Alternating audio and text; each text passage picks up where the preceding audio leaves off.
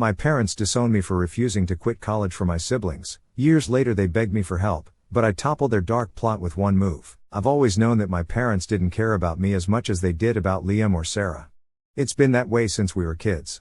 But for some reason, I never expected them to just cut me off like that. I mean, who disowns their own kid just because they want to stay in college? But here we are. So let me break this down. I'm in my second year of university. It's not some Ivy League school like Liam got into, but it's a good state university, and I worked hard as hell to get there. I'm doing fine, nothing spectacular, but I'm passing, and I've got some friends, which is more than I ever had in high school. Things were going all right for the first semester, but then the second semester started, and everything went to crap. It was one of those Saturdays where I'd been in my room all morning, just doing schoolwork and catching up on some Netflix. I hadn't even thought about what my parents were up to because, they don't really care what I'm doing anyway. Around lunchtime, they call me downstairs like it's some kind of emergency family meeting. I walk down and I'm thinking, oh, maybe they're finally going to ask me about how school's going or, I don't know, show some interest in my life. Yeah, right. I sit down on the couch, and my dad starts talking. He's using that lawyer voice he's got, the one where he sounds all reasonable, but you can tell he's just manipulating the conversation. He's like, Maya, we've been thinking about your future. We want to talk to you about something important. And in my head, I'm like, okay, maybe they've got some advice about internships or something. Nope. My dad goes, we've decided that it would be best for you to take a break from college. I swear my brain froze for a second. I literally didn't understand what he was saying. I asked him, what do you mean, take a break? And my mom jumps in with this fake sympathetic tone, you've been doing okay, honey, but we think it's time you start contributing more to the family. Liam is starting law school soon, and we need to make sure Sarah's future is secure too. That's when it hit me. They wanted me to quit school and get a job to help pay for Liam's law school and Sarah's college fund. No joke. They didn't even try to sugarcoat it. My own parents were asking me to give up my education, something I've been busting my ass for, so they could support Liam and Sarah. Like, what the actual hell? I just sat there staring at them, trying to process it. Are you serious? I asked. My dad, still in that damn lawyer voice, goes, this is a practical solution, Maya. College hasn't been working out as well for you as we hoped. We think it's better if you start working full-time and contribute to the household. You can always go back to school later. Go back later, like it's that easy. I couldn't believe what I was hearing.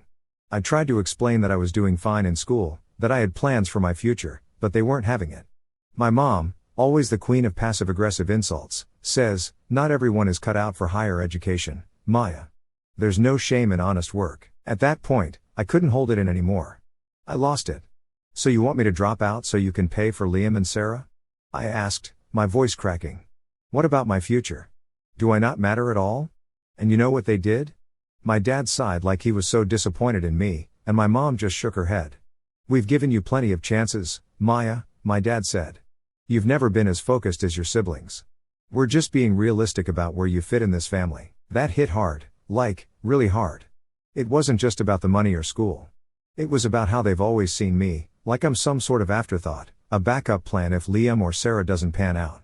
And in that moment, I realized that no matter what I did, I was never going to be good enough for them. So I did something I never thought I'd have the guts to do. I stood up, looked them dead in the eyes, and said, I'm not dropping out. If you're done with me, fine. I'll figure it out on my own. The room went dead silent. My mom looked like she'd just seen a ghost, and my dad, well, he just looked pissed. I think they honestly thought I'd cave, that I'd just nod my head and agree to their stupid plan. But not this time.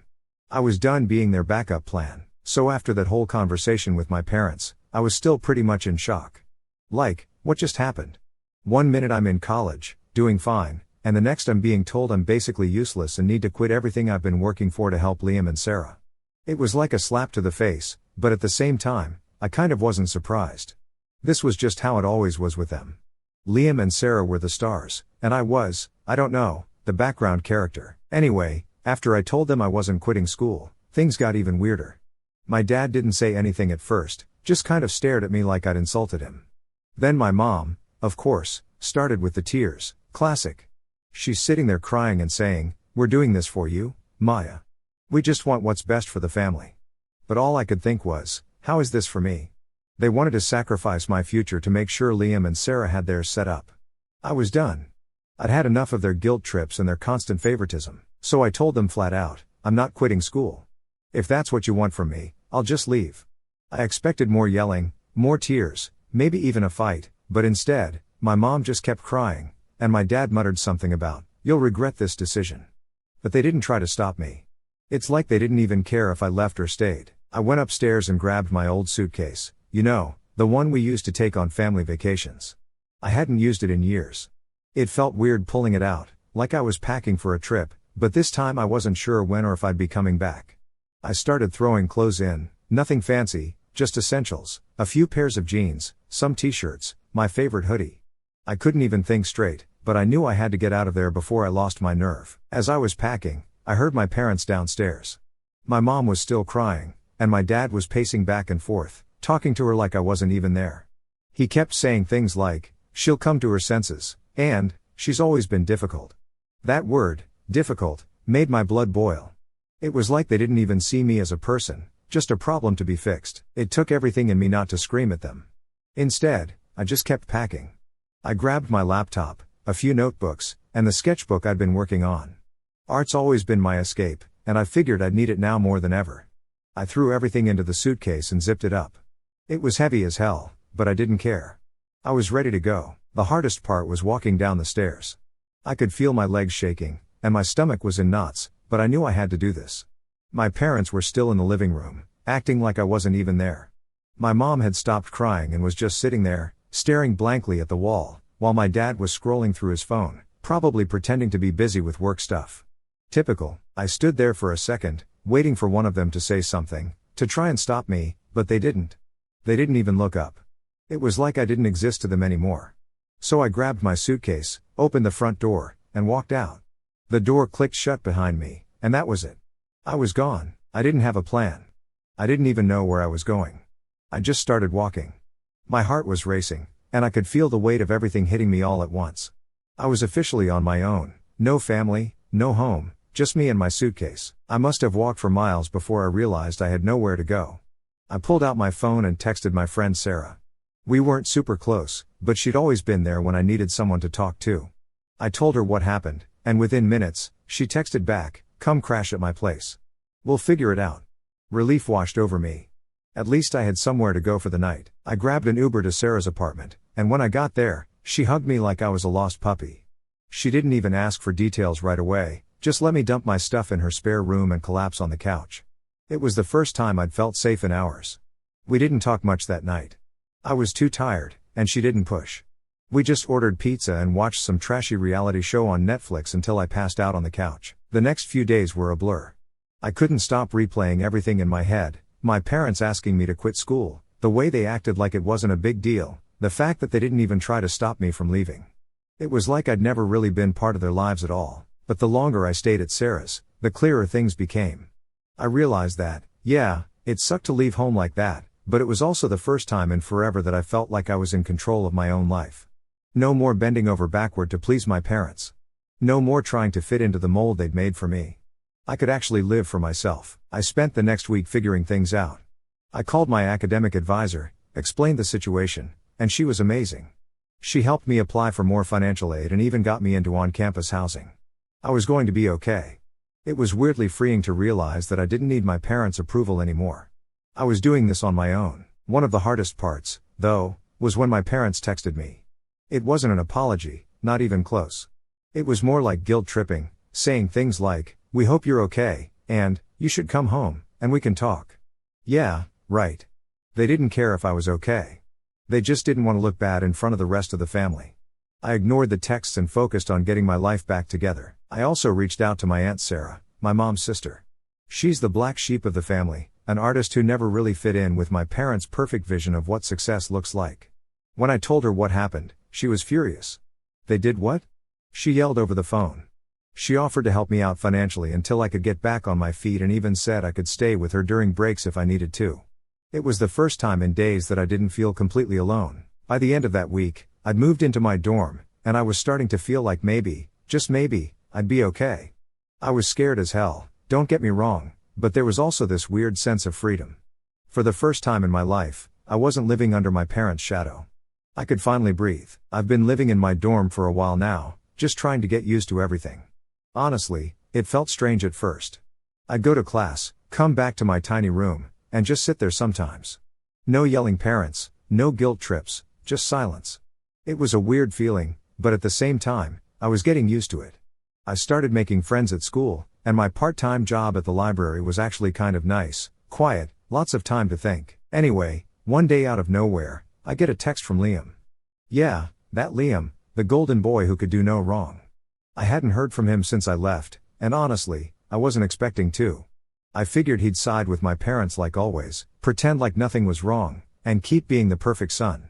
So when I saw his name pop up on my phone, I didn't even know if I wanted to respond. But curiosity got the best of me. The message was simple: can we meet up? I want to talk. No explanation, no apology, just that. I debated ignoring it, but part of me needed to hear what he had to say. So after thinking about it for a while, I texted him back and told him we could meet at this little coffee shop halfway between my campus and his law school. At least if things got awkward, I could bail easily. When I walked in, I spotted him immediately. He looked different, like, not his usual polished, perfect self. His hair was kind of messy, and his clothes weren't as sharp as they usually were. He even looked a little tired. For a second, I almost didn't recognize him. This wasn't the Liam I grew up with, the guy who always had everything together. It kind of threw me off. We sat down, ordered some coffee, and there was this awkward silence for a bit. I wasn't sure what to say, and I could tell he was struggling too. Finally, he broke the ice. "I'm sorry," he said, just like that, no build-up, no excuses, just an apology. I raised an eyebrow. "For what, exactly?" I asked, trying to keep my voice steady. I wasn't about to let him off the hook that easily. "For everything, I guess," he continued, looking down at his coffee. "For not saying anything when you left. For not sticking up for you all these years. I don't know. I've always known how messed up it was, how they treated you, but it was easier to just go along with it." Hearing him admit that kind of hit me harder than I expected. I didn't know what to say. I'd always assumed Liam was clueless, that he was just the golden child who never noticed the way our parents treated me. But to hear him say he knew, that he chose to stay silent, that stung. "So what changed?" I finally asked, still trying to wrap my head around the fact that he was actually apologizing. "Why are you telling me this now?" He let out a sigh and ran a hand through his messy hair. "I don't know, Maya. When you stood up to them, it made me realize how messed up things really are. I always knew, but I didn't want to admit it. You know, I was comfortable. I was the favorite. Why would I want to mess that up?" I nodded slowly, trying to take it all in. "So what do you want from me? Forgiveness?" "No," he said quickly. "I'm not asking for that. I just wanted to talk. I wanted you to know that I get it now. And I'm quitting law school." That was the real shocker, Liam quitting law school. The golden child, the future lawyer of the family. It didn't make sense. "Wait, what? You're quitting? Since when?" He looked me straight in the eye for the first time since we sat down. "Yeah. I've been miserable for months. I never even wanted to be a lawyer. You know, that was all Mom and Dad's idea. I've been faking it this whole time because I didn't want to disappoint them. But seeing you leave and actually do something for yourself, it made me realize I can't keep living like this." I was speechless. This was the same guy who never wavered, who always seemed so sure of himself. To hear him admit that he'd been miserable, that he was only doing what our parents wanted, it just blew my mind. "So what are you going to do?" I asked, still processing everything. He leaned back in his chair and smiled for the first time. "I'm going to be a teacher. That's what I've always wanted to do. I just never thought it was an option. But I'm done trying to live up to their expectations. I'm applying to an education program next semester." I didn't know whether to be happy for him or angry. Part of me was still pissed that he'd stayed silent all those years, that he never once stood up for me. But another part of me was proud of him for finally breaking away from our parents' control. It was a weird mix of emotions, and I wasn't sure how to feel. We sat there for a while, just talking about everything. He told me how hard it had been growing up with all the pressure from our parents, how he always felt like he had to be perfect. He admitted that he envied me for being able to walk away, for not caring about what they thought anymore. That kind of threw me off.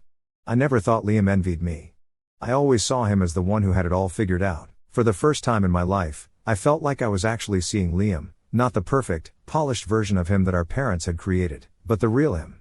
And honestly, he seemed just as lost as I was, maybe even more. As we wrapped up our conversation, Liam hesitated for a second before asking, "Do you think we could hang out more?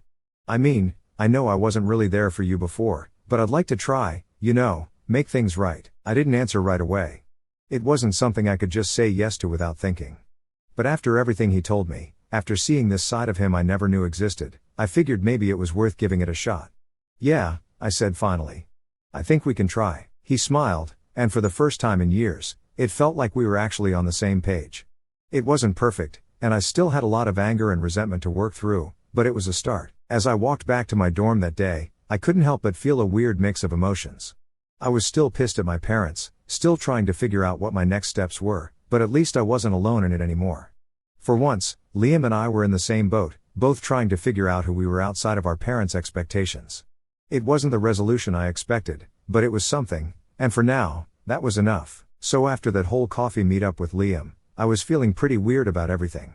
I mean, on one hand, I was kind of glad he finally got what I've been going through, but on the other hand, I was still pissed at him for staying quiet all those years. And then there was the fact that I hadn't heard from my parents since I left. Nothing. It was like I just didn't exist to them anymore, which was honestly the most messed up part of it all. That is, until I got a message from my mom. It wasn't anything heartfelt or apologetic, though. It was more like a guilt trip disguised as concern, typical. The text popped up one evening while I was sitting in my dorm room, trying to focus on some assignments. My phone buzzed, and there it was from my mom. "Maya, we've been thinking about you. We hope you're doing okay. Please come home. We miss you." Yeah, sure they missed me. They missed having someone to boss around. At first, I wasn't even going to respond, but something about that message just rubbed me the wrong way. It was like they were pretending nothing had happened, like they didn't kick me out because I wouldn't quit school for Liam and Sarah. I sat there staring at my phone, debating whether to even bother replying, but then before I knew it, my fingers were typing. "You guys miss me? Really? You didn't seem to care when you asked me to drop out and pay for Liam and Sarah's future. What's changed now?" I sent it before I could second guess myself. There was no way I was letting them get away with acting like the past few months didn't happen. I wasn't going to just crawl back and pretend like everything was fine, because it wasn't. About an hour later, my phone buzzed again. This time it was a longer message. My dad had jumped in, of course. He wrote, "Maya, that's not fair. We were trying to make the best decision for the family. We've always done what we thought was right for all of you, and sometimes that means making hard choices. But you've always been part of this family. It's not too late to come back and talk." I couldn't believe what I was reading. Hard choices for the family? What about me? It wasn't like I was asking for anything special, just a chance to have my own future. But here they were, making it sound like I was the one being unreasonable. It made my blood boil. I wanted to throw my phone across the room, but instead, I took a deep breath and typed out another message. "You know what's not fair? Being treated like I don't matter. Being asked to give up everything for Liam and Sarah. I'm doing fine now, and I don't need you guys trying to guilt me into coming back just because you feel bad. You made your choice. I made mine." It took a few minutes, but my dad responded again, and this time he didn't hold back. "You're being selfish, Maya. We raised you, gave you everything you needed, and this is how you repay us, by abandoning your family when things get tough? I expected better from you, but I guess you've always been difficult." There it was again, difficult. That word they've always used to describe me when I didn't fit into their perfect little plans. Like, sorry I wasn't the star athlete or the beauty pageant winner or whatever they wanted me to be. I was done with that word, done with their guilt trips. I didn't reply. I couldn't.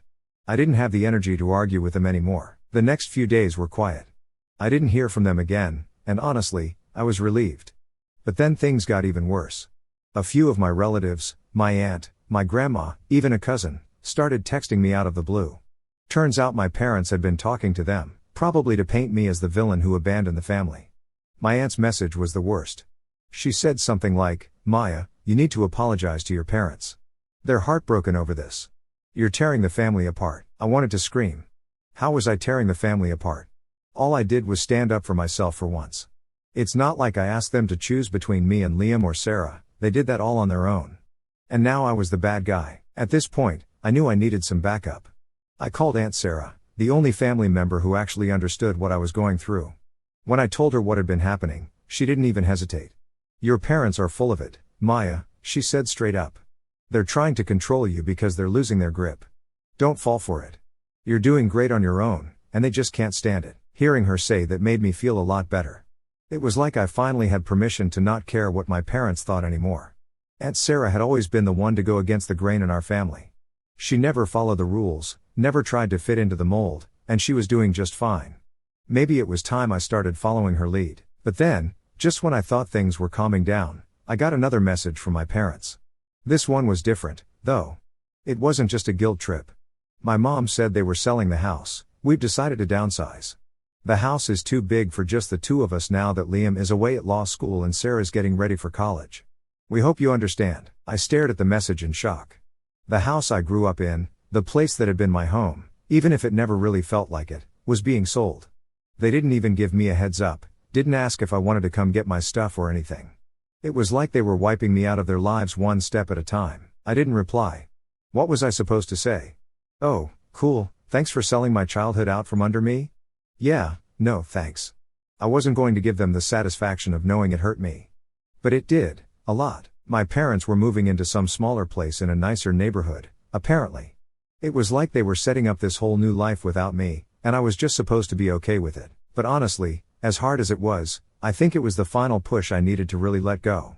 The house, the family, the whole messed up dynamic, it was all behind me now. They'd made their choice, and I'd made mine. There was no going back. By the end of that week, I blocked their numbers. I didn't want to hear from them anymore. I didn't need their guilt trips or their constant reminders that I was never going to be good enough for them. For the first time in my life, I was truly free. It was scary as hell, but it also felt kind of amazing. After I blocked my parents' numbers, things got kind of quiet for the first time in what felt like forever. There was no constant barrage of guilt trips or messages from relatives trying to talk some sense into me. It was just peaceful. At first, I didn't know what to do with that quiet. It felt weird, like something was missing. I guess I'd gotten so used to the chaos that being on my own, really on my own, was a whole new world. Life started to settle into a rhythm after that. My classes were going well, and I'd gotten the hang of balancing work and school. The library job turned out to be a lifesaver, not just for the paycheck, but for the quiet space to clear my head. I wasn't constantly stressed about what my parents thought of me or trying to live up to their expectations. I was just living. But then, out of nowhere, I get another message. This time it wasn't from my parents or some random relative, it was from Sarah.